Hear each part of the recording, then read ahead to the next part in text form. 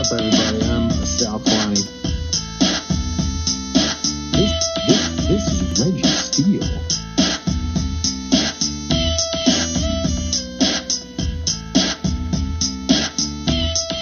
And welcome to Spitballin. Spitballin. What's up, everybody? I'm Sal Kalani. This is Reggie Steele. What's going on? How you doing? Welcome to Spitballin, everybody. Sal just started recording without telling anybody. I go, Reggie, you ready? He goes, yeah. And then he looks at his phone for 5 minutes in silence. So I was like, well, he said, yeah. Yeah, that's true. All right, cool. Yo, man, my blurry background is yeah, it's whack. It's all taken off your ears and shit. Take it off my ears, man. All right, it is what it is. What are you embarrassed by your background today? This is what I was last time. Same thing. Yeah, what happened to the old background? Oh, you're in a different room. I see. What happened? Yeah, I'm in a different room. That studio got moved. Yeah, studio got moved. That room is no longer accessible in the same way. So so it is what it is, man. It is what it is. So how you doing, brother? Good, man. I'm a little tired of my sinuses are jacked. I flew in on Sunday and my right ear's been blocked ever since. So then I'll wake up sometimes it's hurting and I don't know. And I gotta go back on tomorrow on a flight and I'm gonna have to check in on my flight in 7 minutes. So it's Southwest. So I got your Southwest. So I gotta check in right away, right? Otherwise it's a goddamn a cattle call when you go. Right? Yeah, it's a shit show. It's a shit show. That's the problem with this. All you guys were like, get Southwest. So I got it. But man, now what's this going to be like getting on a flight? It's going to be easy. You just said it's a shit show. Well, it's a shit show if you don't log in, right? If you don't check in. If you don't check in immediately, it's a shit show because you don't want to be in Group C. Group C, all middle seats. Really? All middle seats. Because everyone in Group A, people pay the $15 extra to get on early. So they snatch up all the front seats and they snatch up all the exit aisle seats. So that means Group B, you're going to be from the middle of the plane to the back, but you can pick out whatever seat you want. You can get aisle, you can get the window. But if you're in Group C, all middle, buddy. And it's going to be hard to put your bag overhead because all the overhead bin space is going to be snatched up. That shit annoys the fuck out of me.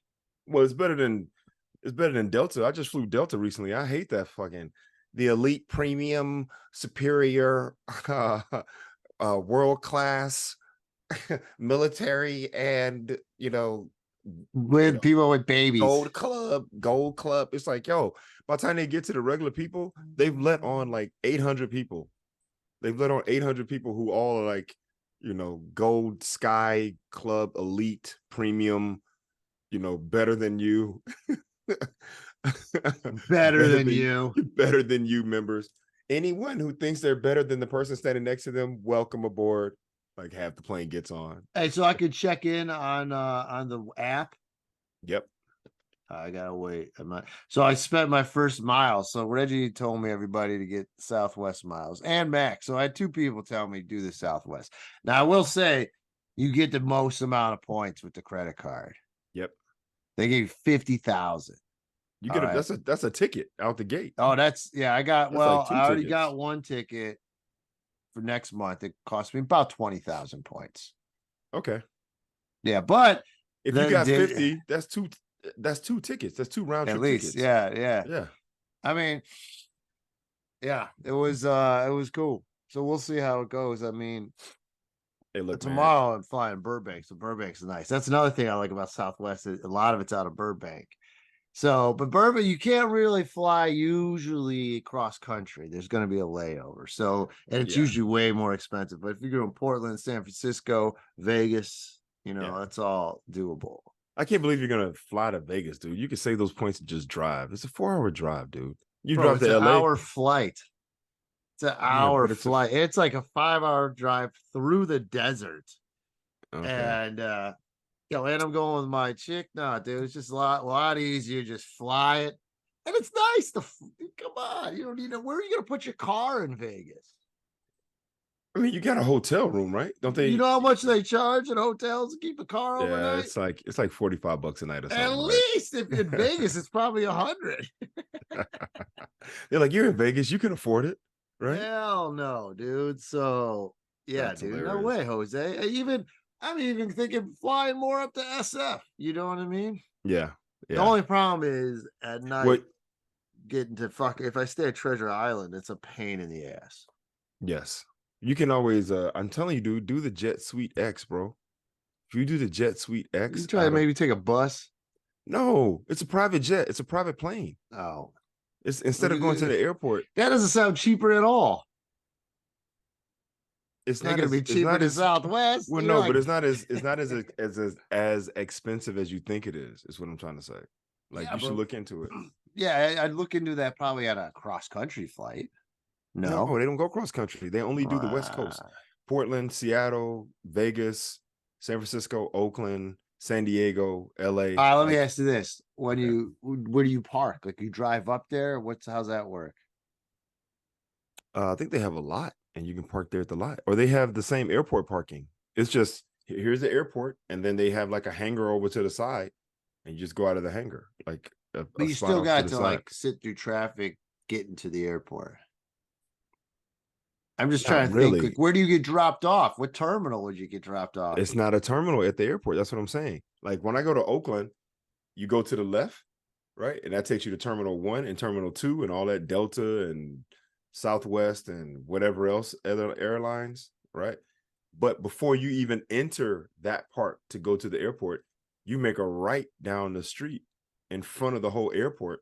And then it's off to the side. It's like a building and a hangar, and it's wide open. You walk out on the tarmac to get onto the plane.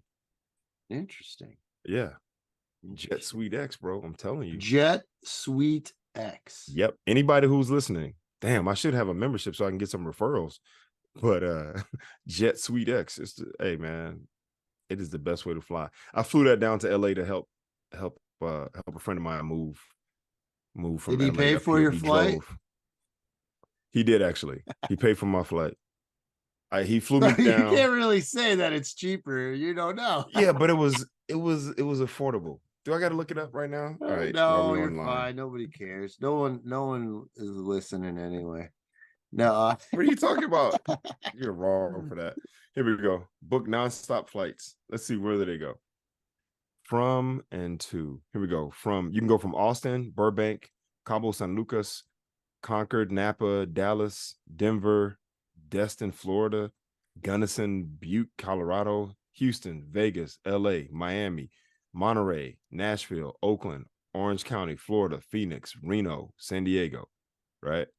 Oh, and then New Mexico, TAS, TAOS, Tijuana. TAS, no, TAS, Mexico, New Mexico, and then from Westchester, New York, from Westchester County, New York City, New York. So let's go from Oakland. How about that? Let's go from Oakland to Burbank, right? Because that's where you're going. That's it, Oakland to Burbank. And actually from Oakland, you can only go to Burbank and Vegas. And I'm gonna go round trip. What's my departure date? Let's leave next Thursday. Oh, dude, next Thursday. If I leave next Thursday on the 24th from Oakland to Burbank round trip, $249. $250. Let me see. Let me pick a return date, and then I'll come back on Sunday. All right, let's see here. I just want to see what it is actually real quick, because they show one price. Okay, actually, so from Oakland to Burbank is $239. It's an hour 15-minute flight, and then so $239. All right, let's pick that one. One left at this price. Okay, that's fine. And then come back $289. We'll do the same one. It's like $600. It's sounding like. So the total round trip from Oakland to Burbank, leaving on Thursday, coming back Sunday, is, can you see it?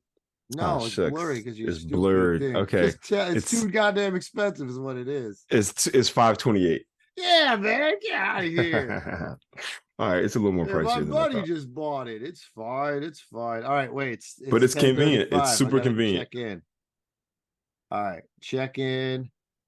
Come on, baby. Let's get this checked in before anyone else. You're gonna be Group B, I'm number B, dude. 27. Position 6. Oh, 6. Wow, that's good. That's good. You got in quick. So you still can get great seats. You're gonna get a great seat, dude. You're gonna have your pick of the litter. Hold on, I gotta add these to my. Sorry, everybody. Everyone just is like, wow, dude, no wonder no one listens. You come on here and they're just talking travel plans. So So that's you why have to pay extra to get you're gonna edit. Yeah. Well, at this point now, it didn't used to be like that.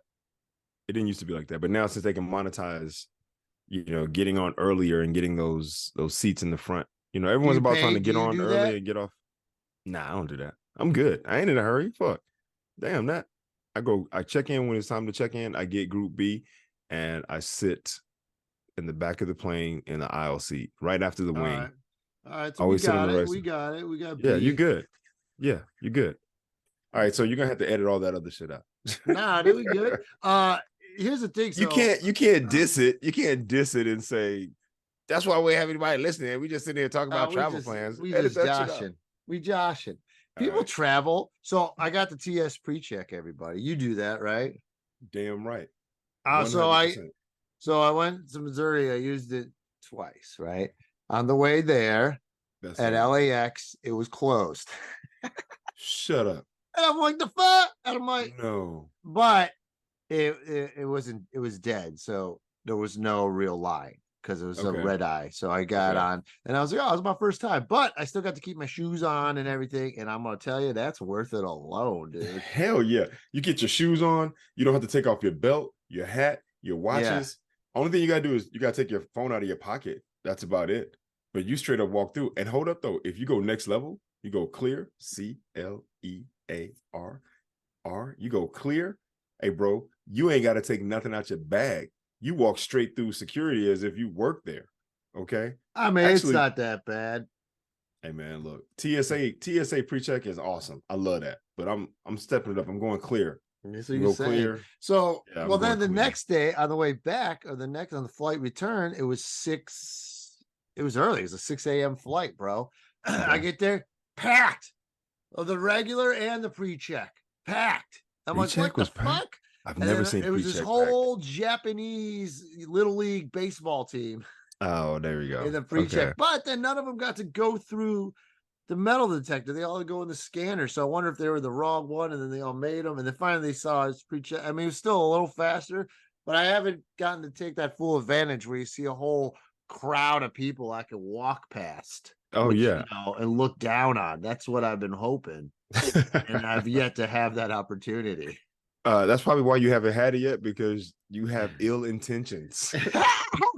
Because I want to use my PreCheck in an ill-advised way, energetically. I'm telling you right now, man, I've walked past groups of people, hundreds of people, waiting in line, taking off their shoes, putting stuff in bins.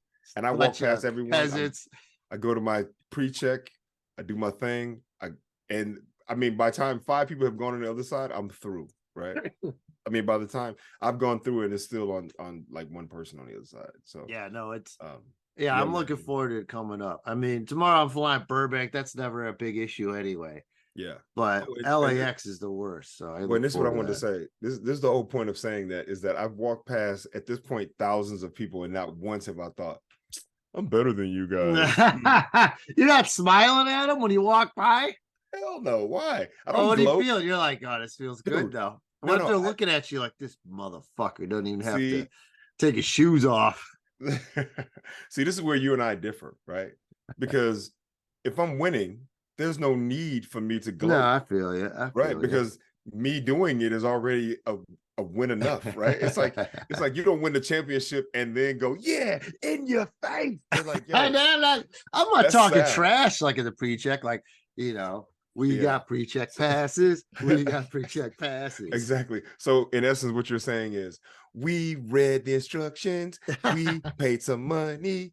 You could do it too. but you don't know how. So you get to wait in line all the long time while I walk It's through like because I pay $85. 78. It was like that. It was like $78. the Eddie Murphy bit. It was like, you get no ice cream because your daddy's on the welfare. Exactly. Like it's enough. So I don't have to gloat, man. And you know what they say too is you know, you never have to talk about how good you are because when you're really good, other people do it for you. You know what I'm saying? Like the Yeah, person who's no like, one's doing that for pre-check. well, no, but I'm just saying in general about gloating or, you know, talking junk or whatever. You never have to talk junk. You just let your actions speak for themselves and then the others will do it, right? True, Like I don't have to walk true. around and be like, oh my God, I'm such a great comic. I'm phenomenal. I'm one of the best to ever do it. I ain't got to do that. All the other people do it for you. That's what Eddie Straight Griffin up. does. Yeah, Eddie Griffin. I'm the greatest. I'm the greatest motherfucker alive. Richard Pryor passed the torch to me. Shut your drunk ass down. I was He's sharing that this weekend. I was telling people about that. about that story. But Well, yeah, this is the yeah. thing. And then that whole, because then how we talked about Seth Rogen had his own thing with in his book about him too. About Remember? Eddie Griffin? Yeah, we talked about that on the podcast where like the elevator's open and he got on the elevator with them in Vegas and he's like, you know why I don't make my movies, but they make yours? Because y'all Jewish motherfuckers. Oh, that's right. That's right. He's angry, man. You Yeah. know, this is the thing, and I don't want to take anything away from him because obviously he's accomplished way more than I have ever accomplished in comedy, Of and course. in acting and all that kind of stuff. So, you know, I like a peasant throwing rocks at the throne to some degree. Or, But you know, like someone in the regular line throwing rocks at pre-check. no, someone in regular. I don't even know if that actually tracks, but let's Yeah, it just might go not for to it. be the most even Yeah. analogy. But this is the thing is that working with him and watching him night after night, the guy was funny. There's no question about it. He's Oh, of talented, course. Yeah, right? yeah. He's really funny. He's talented. He's got a strong point of view. He's able to defend that point of view. He had good punchlines, great setups, right? He had, you know, it was good.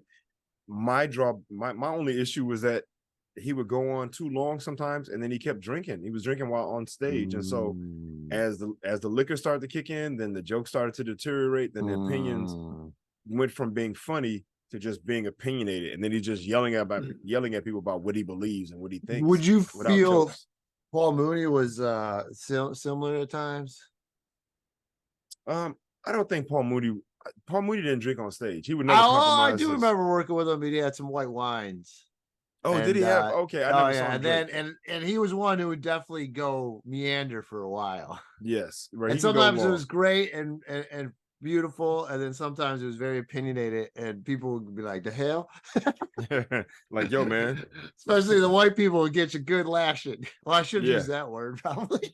Yeah, probably. But I wouldn't use he would rip white on people him. lashing. That's not appropriate. Yeah, So fucked up. don't get Maybe that's canceled. what I should. Don't get canceled on here. I'm sorry. I didn't mean it the way it came out. But I mean, I remember one time, I mean, he was going hard on white people, and I thought it was pretty funny. But I already worked with him a few days, and I knew him a little, so I know, you know, it's Paul Mooney, and then some people weren't used to it, and then he went off on like a waitress, a little harsh, and then it was just kind of, and then that's where it gets like, well, come on now, she's just working there, you know what I mean? Right. She's white, but that's not the same, and but then I remember too, he was drinking the white wines too. See, this is the thing, man. I think, especially when it comes to comedians and comedy, I think age and liquor do not go hand in hand, right? You get older and you get drunk and you just start and saying then the real shit starts coming out. Yeah, then you just become an angry old man on stage, you know, spewing hatred out at people. Like, it's some bullshit. But I'll say this too, though, for a person like Paul Mooney, who's been through it, who was older, and you know, he saw real racism way back in the day, and all this stuff, and on some of his friends came up, and he had it, and then he'd probably like, "Yo, man, I got a little bone to pick," you know. Yeah, I hear you, but I'm also saying you're fucking Paul Mooney. The people know your name, even if there is racism and there's prejudice and people are being held back and not getting opportunities. You were like executive producer and director and whatever else for the Richard Pryor show on national TV. You've been on tour. You've been in TV shows. I'm gonna tell you, bro. Movies. I don't think it don't matter. It don't just change. No, I'm not saying that it diminishes what happens. I'm just saying that you've done better than most. True, So but I want to say from his perspective, it's like I'm saying as comics at every level, it's right. still there.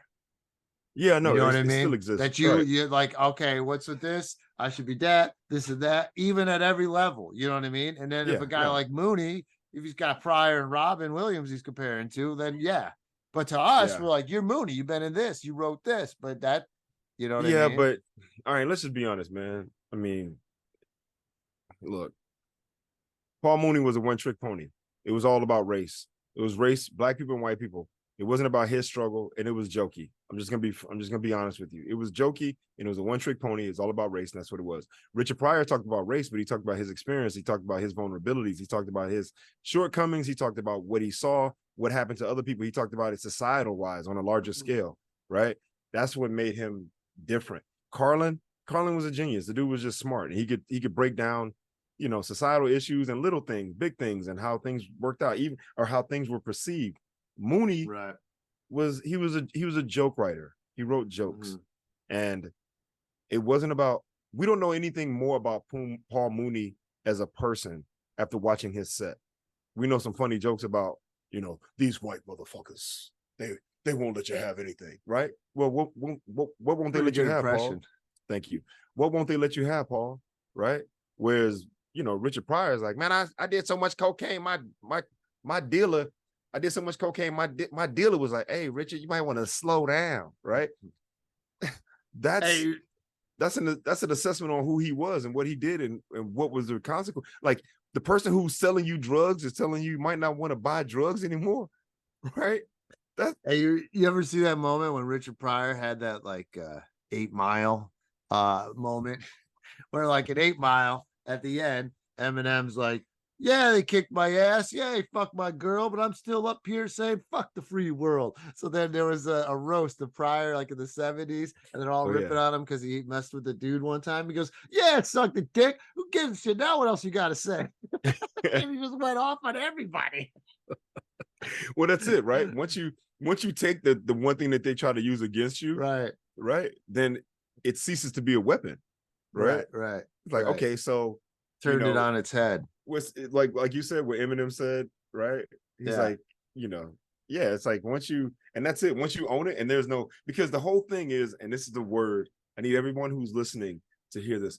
One of the worst things that exists in the world is shame. Shame makes people do some horrible, horrible things. It shuts people down. It closes them off. It strips you of your confidence, your individuality. Like shame is the worst. So when someone's trying to shame you about a thing that you did, and then you own it, and you remove the power of it, then what? Now what you got? Now okay. what? Now yeah, what? now what? Now what? Okay, so now you want to say that I did a thing. Okay, yeah, I did it, and go. Yeah, now what? well, you I think you did it twice. How about I did it 3 times? How about that? Right? So now what? Go. Shame is the worst. Funny. And it's the thing that a lot of parents use to try to get kids to act right or to conform in a certain way. Well, Johnny does it this way, or Johnny did. How come he's doing it like this? And you can't, that's shaming a kid. That strips you of your confidence, right? Right. I think we've all been shamed in some way because people don't know how horrible it is. But you know, if you can remove shame, once you diffuse the shame, they got nothing. You got nothing. You got nothing. You got nothing. You can't hold me back. Your boy was in Springfield, Missouri over the weekend, buddy. I know. Look at you. I've never been to Missouri. Here's a pic. This is the theater, right? This is a theater. It's a theater, man. It's a nice theater. They're called the Springfield Little Theater or something like that. Yeah. Look at you. It held like, I know I look very Italian in that. You look very Italian. The fuck, God. Yelling at the audience. Oh, it's manja. Hey, get the fuck out of here. Hey, where's your gun? You know. So, but it was a nice theater. Like it held like 400, and like the first night was cool, but the second night was like sold out, and yeah, man, nothing like that when you do a sold out theater. But yeah, it was cool, man. I want to say this though. I want to say Friday night, bro, might have been one of my favorite nights in stand-up comedy. Like just not on the stage, but like afterwards. It was Oh, just okay. me and Tim Meadows at a nice steakhouse with dirty martinis. And then I could just sit there and dudes tell me old SNL stories and shit. I'm like, Oh, this is the dream, man. dude, And that's it. I even told him like, because he was telling me stuff because he met, Robin Williams. I got some cool stuff, and I'm like, hey, man, I'm sitting here with martinis with you. I'm like, because those guys inspired me. Like a lot of people know, like a lot of times a stand-up, it's like stand-ups that start. But for me, what really started was SNL, early 90s. And I'd watch, Mm. Farley, Spade, Meadows, Rock, Sandler. And that's what got me into thinking, oh, I should do live performance. And then, Rock really got me more into stand-up. But now to look up to the guys and then now be able to tour with this dude and then talk to him about all this, it's fucking awesome, It's man. awesome, dude. Wow, Yeah. man. Congratulations. I remember Yeah. that's pretty phenomenal. Those are the moments. I remember working in Vegas with a guy named Johnny Dark. He used to be the guy in the audience for Letterman, right? Who would yell out stuff. And he was a stand-up. Okay. He and I work in Vegas, He and was it a was black dude. no, white guy. White His guy. name's Johnny Dark. Johnny Dark, white guy. You can look him up. Fake ass. Fake name, right? I don't know, possibly. But we would do, Vegas was 7 nights, 14 shows, 2 shows a night, right? Ooh. But after every show, after the late show, he and I would go get breakfast in like one of the little diners or cafes or restaurants there in Vegas. And so we're eating after midnight, eating pancakes at like 1 a.m. Right. And I would just sit there and listen to him tell me these stories about being in LA when Robin Williams was coming up, stories about Paul Mooney, stories about just the industry and what was happening. And I just found myself just being completely enamored and just like, yo, this is it. I'm in Vegas. Yeah, this is why we got into it. You know what I mean? And it's those moments when you catch them and you're like, this is cool. Yes. So Yeah. good for you. Kudos to you. And it's funny, like I never really have steak. So it's a nice steakhouse with dry aged. I learned all about like dry aged. They cool them down in something for like 28 days. So the enzymes break down. So it's even tastier. Wow. And it's like more expensive way to prepare it. And then, I made sure I get it medium rare. That's the way you're supposed to. And yes. I gotta say, it's probably the best goddamn steak I ever. Wow. I saw the picture you posted online. I was like, oh, Sal's a carnivore. I will say, this is where I screwed up though, because I should have got a baked potato because they had all these versions of potato. Okay. And then they had the one where they're like, oh, it's like double fried and it got these onions and all this stuff. I'm like, ooh, that sounds good. It was like little discs. It was like fries almost, like little potato discs by the time double fried. What is that about? I don't even know what I don't know. But it's like we're gonna cook it and then we're gonna cook it again. Yeah. And then I've never seen it. Like, this is nice too. Like, they come out with these big pieces of bread, and like, now this is the regular butter, and this is the salted butter, and then you get these little tiny little blueberry muffins too with it. I was like, just like bite size. I'm like, okay, this is how the rich do. All right, let's do it. He said the rich. I don't know if it's the rich, but well, usually like steakhouses. It's I remember when I used to cater. A lot of times you do Democratic things. Sometimes you do Republican things.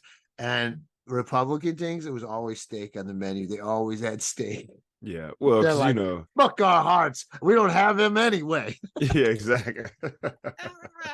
Well, meat has always traditionally been a symbol of status, right? Right. See, and my comment makes sense now. Yes. So what's funny about that though is meat eaters, they don't live as long. People who have heavy meat diets, they die. Right. So all the poor people who are just eating, fruits and vegetables, right? Because wheat and grains and whatever else, they're just eating stuff that the earth creates because they can't afford to eat meat, live exponentially longer, right? The vegetarians live so much longer. All the meat eaters are dying from cardiac arrest and heart attacks and, everything else. So damn the meat. But look, that's the thing. Like, I never really have it either. So when, I'm never gonna have it, I'm not making steaks at the house. So I'm like, this is the opportunity. Let's do it, right? Yeah, absolutely. A little nice thing to dip it in and shit. I will enjoy a good steak every blue moon. You know what word I don't like? I don't like beloved. Beloved. I cannot stand that word. Why? That means everybody loves the person. Yeah, I know, but I don't like the way it sounds. There's something about the word that just kind of rubs me the wrong way. You're my beloved Sal, beloved. Yo, hell out of here with beloved. And Yo, what were we talking about before you cut off? we're talking about you eating steak in Missouri, right? And I was about to say that I will take down a steak once a year, maybe, right? But it Man, has after that, I'd want to do it more often. That shit was well, good. hold up though. This is the thing that should have killed you, man. Red meat, heart disease, it's a real Yeah, thing, but bro. once a month isn't bad. Once a month. Are you out your friggin' mind? No way. No way. It can't be once a month. Once a quarter, right? Once a season. Once every 2 quarters, twice a year. Oh man, Dude, you can't be eating red meat like that, man. Okay, so this is it. Here's a lesson for everyone who's listening, right? Our teeth are not designed for meat. We're not carnivores like that. Our canines, that's why we got canines. Yeah, you see how small our canines are? Our canine. Now you look at the big cats and the bears, the things that are real meat eaters, right? Bears are omnivores, but the thing so that's what we are. well, we've made ourselves that, but our teeth are designed for grazing because they're kind of flat. And right? here's another thing: if you compare us more to apes, chimpanzees eat meat. Yeah, that's true too. But you know what though? The biggest and the strongest things are The vegetarians. gorillas don't. The gorillas and the hippos and rhinoceroses and the elephants, they're all vegetarians. But check this out. This is the thing though. This is the thing. All the big time meat eaters have shorter intestinal tracts. So all that meat that's going through there, they pass it quicker. Whereas for us, ours is like 24 feet long. That process of going through our whole system, dude, the meat rots in your belly before you pass. That's why your poop smells so bad after you eat meat. People don't think about it, but it's true. You eat meat, your poop smells really bad. And they talk about meat and protein. You know how much you can get so much more protein. If protein is really what you're after, you can get more protein for other forms of food than meat. It's the Here's meat the problem industry. though in the veggie world is the beans. Beans is how you get most of the protein, and beans fuck your stomach up. Not everybody. And look, you get used to it. Once you get used to eating beans, then it doesn't have the same effect I've been on eating you. beans for a while, man, since the lockdown, and Well, I Sal, ain't used to it at all. well, Sal, come on, let's be honest, man. We can't talk about anything related to digestion and you, right? Your IBS is all bad, right? If you take a deep breath, your stomach will start hurting, right? Hey, all I'm So, saying is that steak was good, and if I get a chance to take down another this weekend, well, I this is what I might was gonna have to. say. This is what I was gonna say is that I don't do it often, but when I do it, you got to do it medium rare. There's got to be a little bit of pink in the middle, and that's the way to do it. It Now, was look, I good. grew up in, And they I grew give you up in, these sauces you dip stuff with. Like there's a mushroom yeah. pepper one, and there was a olive oil thing. I don't know. It was great though. No, that's cool, man. That's good. The point I'm trying to make is that for everyone who's listening, if you're gonna eat steak, you got to eat it medium rare. None of that well. But Because well is terrible. What's the point? well done and medium well, damn that. Because you lose all the flavor, then it becomes all tough. It's like you've destroyed the meat. So it has to be medium rare. And I figured that out because when I was in college, we played against the University of Montana. We fly in, we do our thing, we go out to dinner that night, and I grew up where people like, yo, the meat got to be cooked, right? Like pork, you got to cook pork. You can't have no raw pork, right? So it was the same thing with beef. I get this steak well. I'm like, oh yeah, I'll take it well. They're like, all right. I'm sitting there trying to chop through this thing, right? Cut through this thing, having a hard time using all my muscles and shit. Like, god damn. And sitting there dipping it in A1 and Heinz and whatever else, and jaw strong as hell. You think this jaw line was designed by DNA? Nah, man, this came from eating tough ass steak. My boy Ivan Dodich, I love Dodich. Ivan Dodich has his steak medium rare, right? And I look over and it's got pink in the middle. And I go, dude, I'm like, yo, your meat's not even cooked. He's like, this is how you got to eat it, brother. He's like, this is how you got to eat it. He's like, you ignorant Alabamian. Right? And so I go, all right, man, hold up.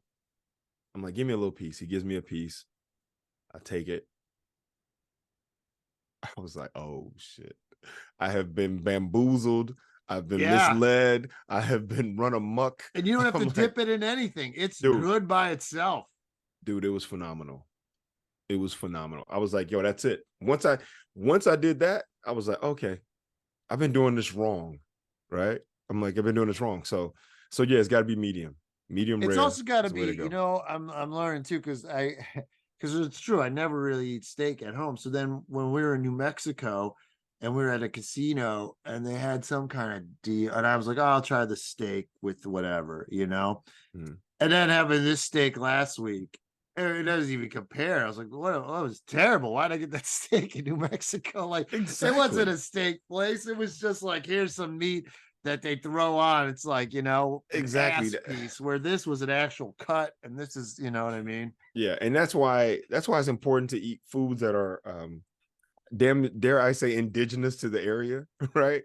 Like if you're in Chile, right, in Argentina, whatever, where that's where they have all the cattle and it's like the best meat, then yeah, you get a steak. That was right? the thing too. Like, these guys had a special connection wherever they got their beef Yeah, at the steakhouse. So I see that. exactly. Right. Like honestly, if I'm in Vegas, I have a hard time eating seafood.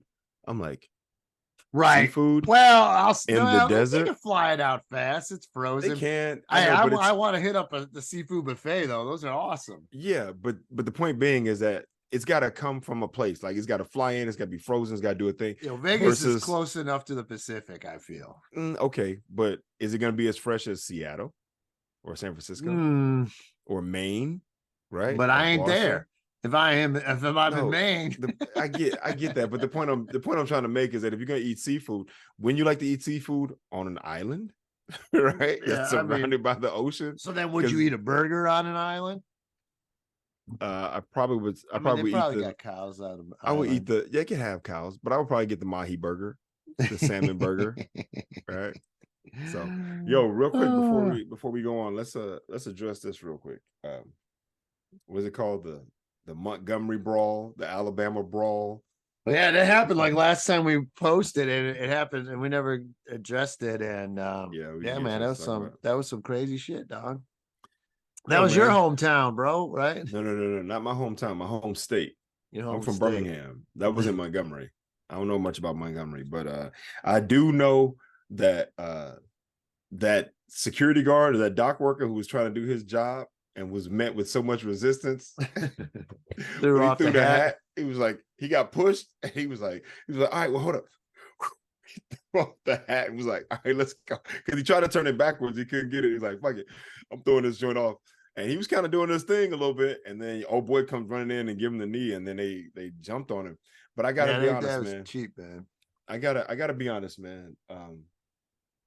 I did feel some type of way. Like there was a little bit of pride in watching other black people come to the aid of this black dude. Oh, that one dude who jumped in the water and started swimming over. That dude doesn't know it, but he dispelled every myth about black people in water in that moment. I think he got out of the water though, that he was too tired. He just like walked over. He got out the water and took off his other shoe. I think he lost his shoe in the water. He took off one shoe. The one dude was kind of fucked up where he was hitting a woman with the head with a chair. And I thought he got handcuffed right away, but then I saw something that they were looking to arrest him. No, they wanted a warrant for him, but I saw him get handcuffed right away. Yeah, he got handcuffed right there on the dock. This is the thing. It's one thing when you had the chair, right, and you hitting people with the chair. This lady, he got frenzied, man. This lady was on the ground sitting there, just kind of like, oh, what happened? And this dude came down, blow, right on top.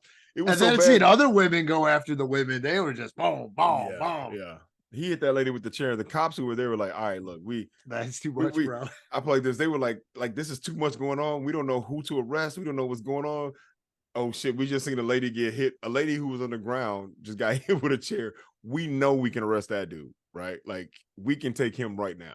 I think there's still something in America, of course, when it's black versus white, and it amps the ratings, it amps the views, it amps the whole situation. If you look, from like friggin' Rocky days to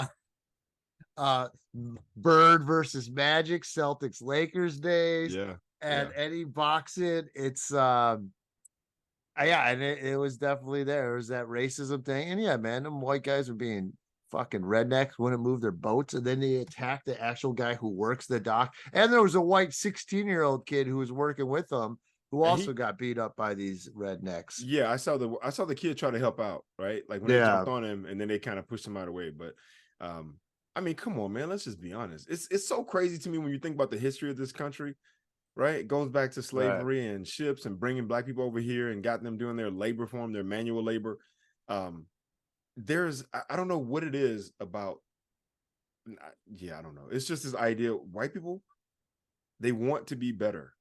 They want to be better than us, right? That's what it is. They want to be able to do things better. They want to have, but it's like, yo, you were already winning the game. You made the system. You created this whole thing. And because we were struggling and because we did not have an advantage at all, and then we work our way up to be good or exceptional at a thing, then it's like, well, I got to prove that I'm better than you. Right. You created the fucking system. Right. We're just trying to survive it. So now that we've done it and we excel at it, then it's like, well, we're better than them. We're better than them. Yeah, there's something about having to put people in their place, it feels. Yeah. It's like, what the fuck? Like, okay, well, look, yeah, okay, maybe I can run fast and jump high. And, well, I did my DNA and my shit said that I had it said I had an elite athlete body, right? Based on my genetics. So, okay, that's cool. But you know why? It's because my ancestors were fucking bred, right? They took the biggest ones and they bred them with the other biggest ones. And eventually they had big babies and they took big babies and they bred them with other big ones. And then down the line, I'm fortunate to get some remnants of that. And then people go, man, it's just, you're just lucky. It's just natural. Yeah, it's natural because you motherfuckers made it that way, right? Like, what do you want? It's like, okay, so yeah, I can run fast, I can jump high, and I can lift a lot, and I can do a lot of shit athletically. That was by design. You were trying to create superhumans to be able to pick shit faster, carry more shit for longer distances, to withstand harsher conditions. So yeah, you bred us to be this thing, and then now that we're exceptional, then it's like, oh, well, I got to prove that I'm better than they are. Right. And it's ridiculous. So they were totally out of line where they even were parking and they want to just flaunt the rules. And it's just like, go fuck yourselves. Yeah. You got it. It's just, and I guess the way that it was set up was that boat had been there. Like another boat was waiting to dock and they had waited like 45 minutes for these people to move. Fuck those people, dude. Yeah. I hope they got arrested. Let them get arrested. So yeah, but back to the beginning, I definitely had a sense of pride when I saw these black people come to the aid of this other black dude. Now, I did feel bad when it kept escalating. It's like, all right, yo, it's over now. like it's going on down there. Yeah, it's going down. That's where there's like a lot in there where it's like, that's. But people love seeing people get put in their place too. Yeah. Like you started it, and now we're finishing it. Yep. It was what was it? It's like fight music and mob mentality. Right, because that's what happened first. The mob mentality, like they jump. One dude pushes this black dude, another guy comes and jumps in. Yeah, well, that other guy coming in out of nowhere, what a piece of shit. Yeah, he's an asshole. But he ignited the whole thing. But when the black dude fell on the ground, it was literally like blood in the water for sharks. They got frenzied. All of a sudden, people who ain't even involved is like. Well, there was a lot. Was there a lot of black people on the boat that was waiting to park, and they're the ones who came off? Yeah. They were like, oh shit, wait, hold up, there's a lady came over and got a kick in. What I'm saying is there's this mob mentality where people get frenzied. It's almost like pheromones in the air where people kind of go, ah, and then all of a sudden the black people showed up and it lingered, right? That energy carried on. And then all of a sudden you had the wrong dude show up. The first people showed up to like, yo, hey man, get off this brother. We're gonna settle it, like, don't do this. And then all of a sudden the knucklehead showed up and it was like, are we fighting? Come on. And they just start socking people, right? And then that's when you got old boy with the chair coming in. This what we doing? Bah! Right. Like there's probably black people coming off that boat, like we're gonna help defend. There probably white people coming off that boat going, I'm gonna join the white side. Fuck no. Hell no. You know why? Because when white people look at each other and something happens to a white dude, they go, man, that's his problem. That's you probably brought that on yourself, brother. Right. That white dude messed up. But for black people, because society at large likes to lump us all together, so an attack on one black dude is an attack on all black dudes. Yeah, right? That's why you still feel pride, even though it's thousands of miles away. I don't want to see anyone get hurt, but I was definitely glad to see some other people come to his aid. other people of color come to his Yeah, aid. and So, especially when they did him dirty like that for no yeah, reason, yeah. man. This dude just trying to do his job. I've encountered my fair share of knuckleheads when I'm just trying to do my job and having somebody, get all puffy chested and talk all crazy. There was one time I asked this dude a simple question, right? I was like, hey, can you just, make sure if you use that, just keep it low because I don't want to disrupt other people. And he was like, it's done. It's done. All right, that's fine. What now? And I was just like, hey man, it's just, just a request. Is there anything else to say? You talking on my girl's food. Yeah, that's right. This dude was so amped up and so crazy. I literally, and this is a black dude, I was like, for one, this dude has a problem with authority. And two, he probably has a gun. Right? Yeah, he's ready. He's ready to go. He's ready. Like, he's like, yo, what? You bigger than me? Yeah, so what? I'll put Listen, a what do hot you one have in to your prove? ass. People What do you got have to something prove? to prove, man. Exactly. It's weird. Or you feel more emboldened because you feel like you got some backup. So Like, I was we were look, walking man. back to the hotel the late night after the last show, and this guy on a motorcycle, no shirt and a bag on, this white dude on a motorcycle, just slowly driving up the alley, kind of. And the Yeah. one guy was like, kind of put his hand out, like, hey, and he, which he didn't need to do. He could just moved out of the way, but he's trying to tell him slow down. And he's all like, what the fuck's your problem, man? And we're like, man, we don't need to be involved in this drama, bro. Yeah, damn We're just that. trying to get back to the hotel. Exactly. It's like, look, man, But you you got shit nothing out. happening in the middle of the night, Missouri. Let's brawl. People want to fight or fuck, and there ain't no women around. They ready to fight. Yeah, man. People are angry, man. People are A lot angry. of dudes, especially dudes. You see this piece of shit on Fox was like pretty much Gutsfeld or whatever kind of suggested something like, because this is how stupid they think. They're like, women, like, we're so soft on crime in this country, and women is a big part of the reason we're soft on crime. So if there were no women, there'd be like no crime. Wait, shut up. Is that a That's direct what this fucking guy is. I don't know the direct quote, but this is what he's fucking You suggesting. paraphrasing? Yeah, here, If we there can look are it no up, women, dude. there'd be no crime. That's basically what this motherfucker was saying. And I'm like, men cause all the crime. If Men there are no cause all women, the shootings. how about this? It's If like, there are no yo, women, dude, we're not soft. It's just like, hey, what hold more on, do you hold on. want on crime? If there are no women, there are no people. Right? Like, It's fucking morons, it's like, dude. yeah, you can eliminate the crime. You want to eliminate people? You want to eliminate crime and eliminate people, then eliminate women, right? Because no women, there are no people being made. So yeah. Yeah, Greg Gutfeld. All right. It's a terrible name. So he said, what would happen if all the women took a ladies' week off and they went to Venus? How many of these problems would still exist? And this is all based off of a smash and grab thing they were watching. Oh, jeez. I know this is offensive to the judge because she thinks like a dude. What? I don't know. Oh, At one point, he acknowledged that what he was saying might not sit well with Jeanine Pirro, a tough on crime co-host of the Five. Oh. What I'm saying is that we've gotten so soft, and it's because we've decided that discipline and punishment is wrong. This guy also, he's also one of the guys during the last month who mentioned how you had to have skills in the Holocaust if you were Jewish to stay alive. So it was almost like, because they were talking about how, the slavery with skills. And it's just like, yo, why is this right-wing garbage even allowed on the air? And then Fox said nothing. The White House condemned them. Fox says nothing. They just let the racists simmer. It's just like, I hate these pieces of shit. Yeah. The skilled Jews were able to escape it's the like, torture, the gas chambers, the incinerators, right? All the lack of the starvation, right? Like the skilled ones were able to. Yeah, it's the bottom line. They didn't care what your skills are. If they wanted to kill you, they kill you. That's it. Exactly. If anything, they were the lucky ones. They shouldn't have even had that power over that they could do that. So why the fuck, Oh my goodness, man! These people love to rewrite history and try to. So let's see. We did travel and we did planes and steaks and the Alabama Brawl. So yeah, we hit our time. There we go. Yeah, and then we also had a moment of being able to break down something stupid that a Republican says. We should have that moment. That should be your moment. We should have a segment on here called something stupid that a Republican said. Yeah. This week in stupidity from the Republican Party. What do you say? You can't Greg use, Gutfeld. it sucks too. You can't use the R word anymore because R-E and R-E, it fits perfectly with Republican retards. But you can't say that anymore. You can't say that. No, you can't say that.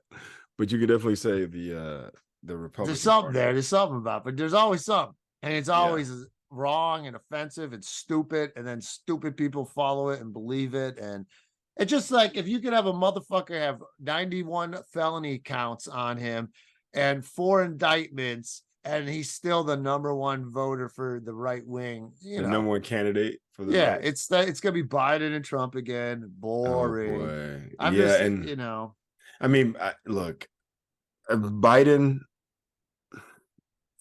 needs to do all of us a favor and just bow out. I know he's the incumbent. I know he's the incumbent, and he's trying to happen, brother. He wants to be the oldest president in history. He don't want it. He just, there's no one else, I guess. Look, I mean, Gavin Newsom 2028 is probably what's going to happen. Yeah, but then I'm not trying to deal with 4 more years of Donald Trump. I'm not trying to deal with that. I don't. Yeah, I don't think he could beat Biden though. He couldn't beat him before. He's not gonna be able to beat him now. Yeah, I hope unless something really happened to Biden. But like, yeah, that's the thing. It's just so it's pathetic that. Well, it's sad that he's a leading candidate. The guy the guy who tried to cheat out of an election. What a democracy is based off of, and people still support. What the fuck is wrong with you? But hold up though. So then who's okay? If we don't have Donald Trump, then we have Ron. They have Ron DeSantis. Not if we don't, but I'm saying if Donald Trump isn't running, then it's Ron DeSantis. I mean, do you just go with the evil that you know, right? Because Ron DeSantis is a new type of dumb. Yeah, right? But he's not. But you see his numbers compared to Trump. He ain't even close. I know, but what I'm saying is that if Trump has to bow out because of the indictments, if he's convicted, then he can't run for president, right? So then is that what the case is? Yeah, that's the whole thing. Is like if you're a convicted felon, you can't run for president. So that's the whole thing. I don't know if he'll be convicted before the election next year. Jeez. So you mean some of this dude could actually get in office and then be convicted of a felony? And then whoever I don't know. That's his goal, is to get to office to pardon himself before this stuff hits. So it's a race against himself. Yeah. To pardon himself. Wow. This is America, baby. Wow. All right, Reg, we gotta get a guest coming up next week or so. I'm in town in the next few weeks, so let's get someone next week. All right, next week. They're ready. I want to talk to you about dates. Yeah, let's do it next week. We could do next Friday or Saturday. I say this every episode. You bring up a guest. I say it'd be great if we talk about this off air. All right, close us off, Reg. All right. Hey guys, I hope you enjoyed today's episode. I know we're all over the place. Editing is going to be. Thanks, Reg. I gotta do it today too, so I can. Yeah, editing is going to be a thing. But hope you enjoyed it. We love it. We're going to keep doing it. We're here to stay. We ain't going nowhere. That's Sal Kalani. And I'm Reggie Steele. And this is Spitballin'. Peace. Peace.